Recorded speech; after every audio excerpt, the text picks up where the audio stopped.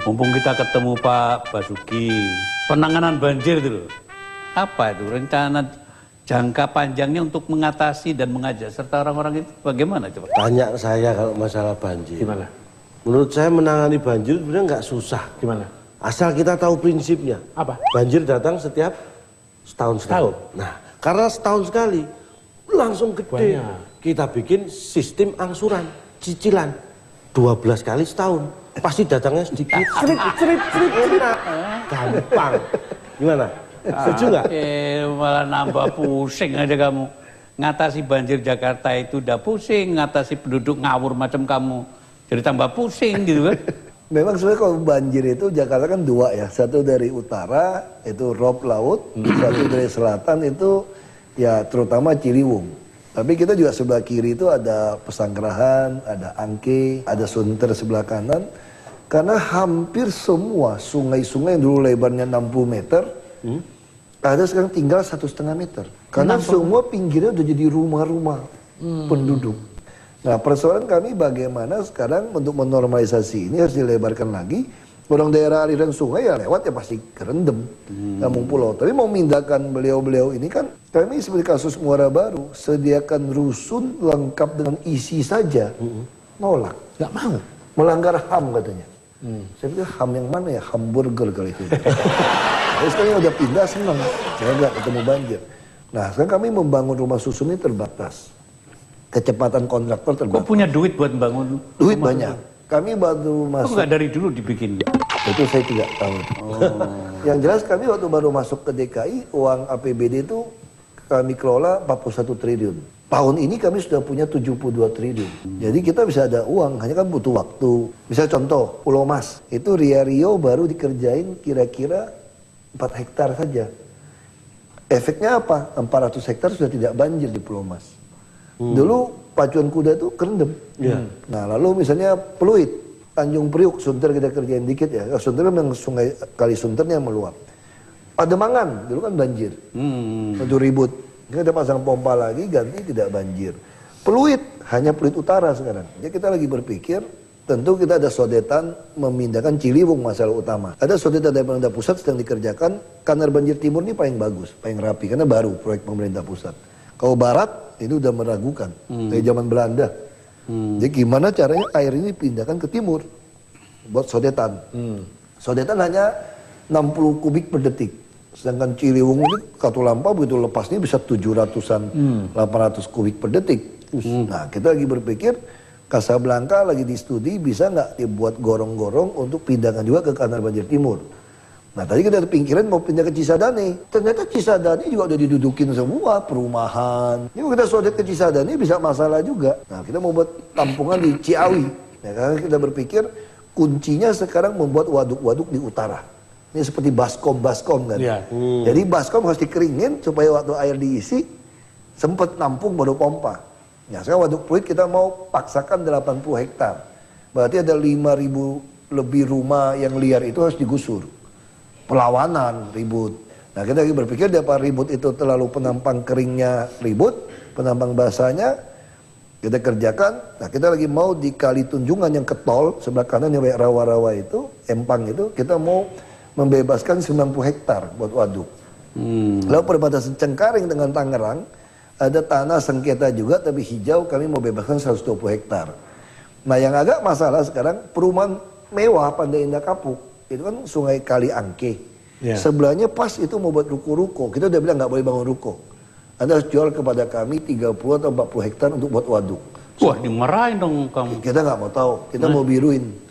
Kita udah bilang kalau tidak Kapuk Muara sampai hari ini akan banjir. Ini Angke, Kapuk Muara, terus ini perumahan Pantai Indah Kapuk. Dia tinggi. Ya airnya mau lari kemana? Kalau ini mau luap lari ke rumah Kapuk Muara. Nah kita harus beli tanah ini dikeruk. Jadi waduk. Supaya ini perumahan ini, kampung Kapuk Muara lebih tinggi daripada air waduknya kan. Baru sini pasang pompa. Nah, ternyata ya ada jalan keluarnya. Ada, cuma berani apa tidak? Masalahnya kan di situ. Kalau menurut saya itu ya mesti diperbanyak ruang terbuka hijau. Betul nggak Pak? Makanya kita harus banyak beli. Iya supaya makin banyak. Kalau dulu kan tanah DKI dibeli pengembang buat rumah, buat mall. Sekarang sebaliknya apa? Sekarang kami beli. Beli, nah gitu. Hancurin maunya. Bukan, Dara. Yang sudah ada sudah, karena dia nampung tenaga kerja. Tapi kalau dia macam-macam kami beli mallnya, kita kasih gaji lebih besar kepada pegawainya. Kami lagi mau nego nih ke Dubes Inggris. Katanya mau dijual.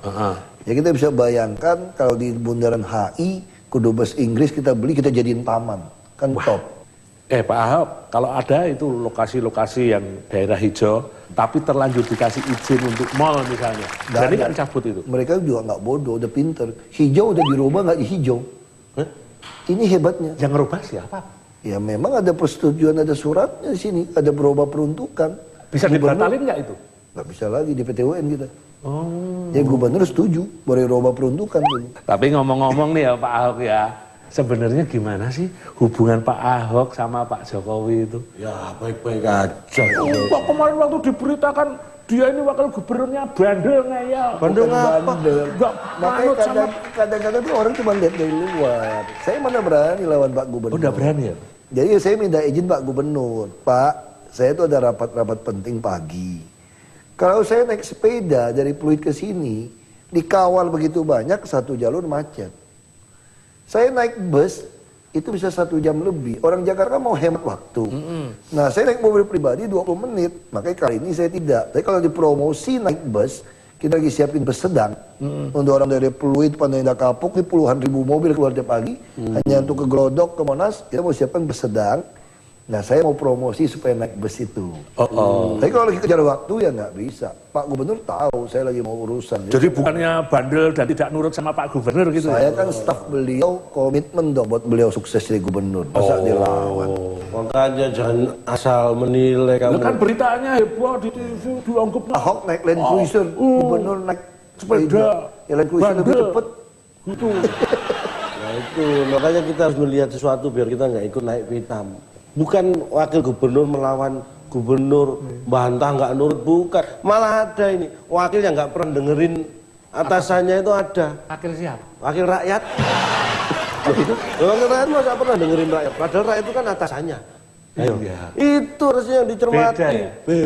Beda no.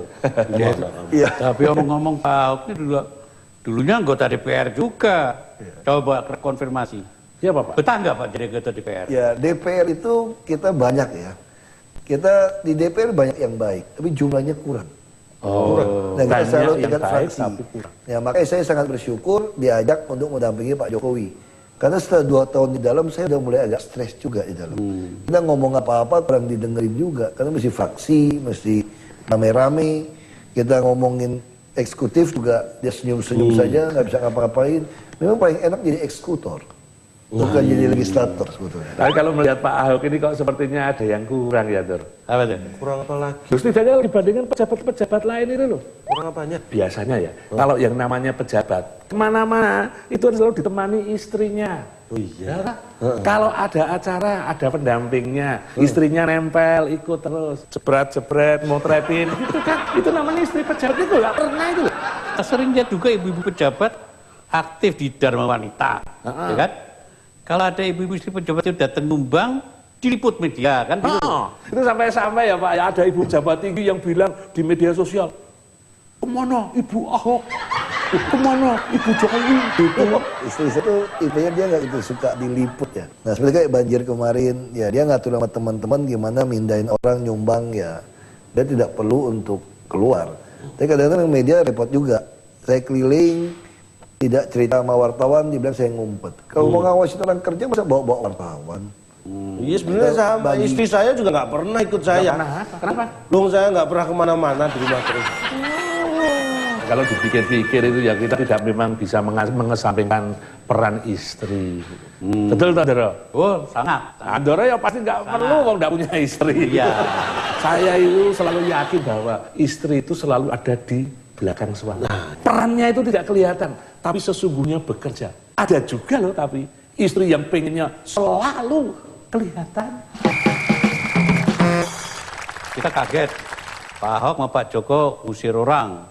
Tapi itu kalau presidennya tegas. Makanya saya siap-siap di sini. Siapa tahu suatu hari tinggal nyebrang Monas doang sampai ke Merdeka Utara. Ya, itu dia.